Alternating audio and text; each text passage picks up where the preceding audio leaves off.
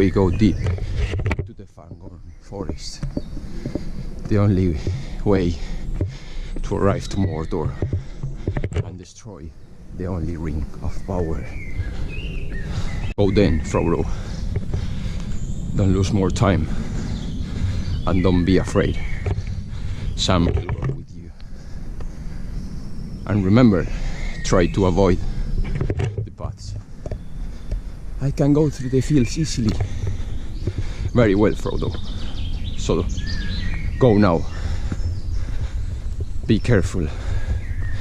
Never use the ring, because the Dark Lords will be attracted by its power. Remember, Frodo, the ring wants to be found. And now, I'm sure that some freaks will be thinking, oh, but Frodo and Sam didn't go through the Fangorn forest. I know, right? I know. They went through Moria, and then they crossed the river to cross Emondwyl after that. I know, but it was to give some emotion to the world today.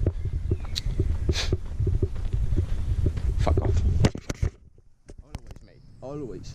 You go to the school when you are a child, you go to the high school, university, you go to work, and there is always someone who knows everything. Always. No, but this is like this. No, but what you say is not right. It's like that. Always. I hate that. My friends, don't worry. We are friends, and these things between people, they happen really often. But I was joking. Don't be angry with me. Come on. It was a joke. Something that sometimes makes me feel a bit uncomfortable. I'm going through the forest or through the fields, following the route with the Google Maps. Even sometimes you have some signs like arrows, and you walk in, and then you arrive to a point across. You know, you can choose different ways. Then you take your way, and after 10-15 minutes following the path, you arrive to a place where you have a sign which says private property, and it's like, what am I supposed to do now? Continue. And I continue. But the problem is that in some places you have also signs about guardian dog. This makes me feel a bit worried, you know, because depending on the dog, maybe I can defend myself, or maybe I can die in 10 seconds. They can destroy me. If it's a Rottweiler or something like that, what can I do? Just cry and do like if I'm dead. Finally I cross and nothing happened, but this, it happens to me like every 2 days.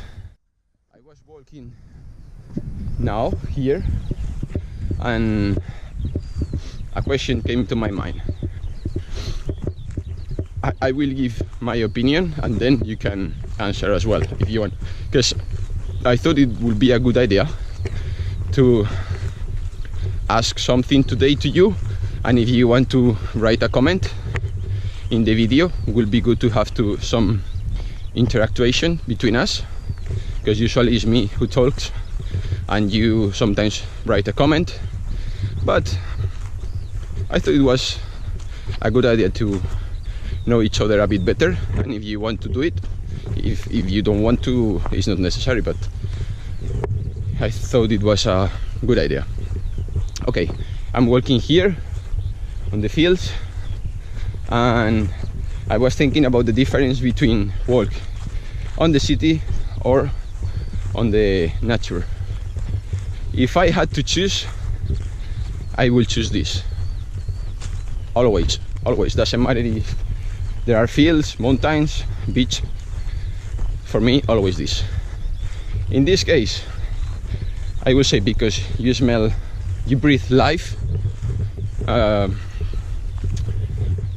I don't like the noise. I don't like the smell in the cities, the engines, the tires of the cars in summer is not for me and too many people. And you know, when I piss a lot and in the cities, even in Paris, they have a lot of public toilets, but I struggle to find sometimes a place to pee. It was difficult, and I was there running on the streets trying to find a place, because if it's a residential area you don't have pubs or bars or somewhere to go. And probably some men will agree with me in this. The feeling of peace here on the fields, on the nature, on the mountains is amazing. I don't know why, but you are here and you feel like the king of the world. It's like that. Sorry, but it's like that. I should have avoided that comment, but it's how I am and I had to do it. So guys, what will you choose? Don't worry, it's not these kind of questions. We'll go with that after a few days. Nature or city, if you had to choose to travel to somewhere or to be walking in somewhere? Feel, nature or cities?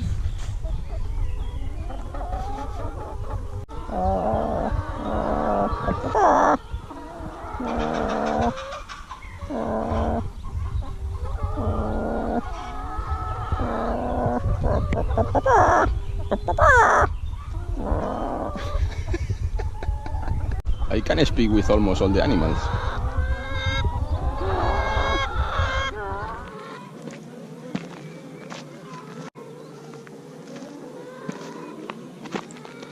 Hello guys, after some hours and chickens and some forests where I didn't know if I would be able to get out of there, I arrived to the camp. I already had my lunch and now I'm seated on a bench waiting until 4 o'clock, because in theory at 4 o'clock I have to meet the priest, Damien Rousseau, in front of the church, in the door. The church, which is really big. I didn't expect it so big in a so small town.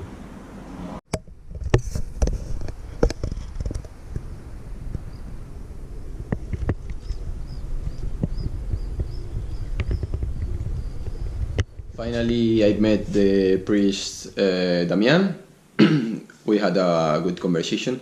He didn't speak English very well, but with his English and sometimes I could understand a bit of French, it was okay, and he could understand me. He showed me all the church, the crypt, everything, really good. And then we came here to the parish. And looks really good. There are 5 beds for pilgrims. He told me that a lot of pilgrims come here from different parts, and not only France or Spain, from Poland, different countries. And looks very good. To be honest, I don't need more than that. Just a bed to sleep. There is like a small, not kitchen, but we have the fridge and microwave. So tonight I will be able to have a warm dinner. And the bathroom, a shower with hot water. I put my clothes here to dry. To be honest, it has everything that a pilgrim needs.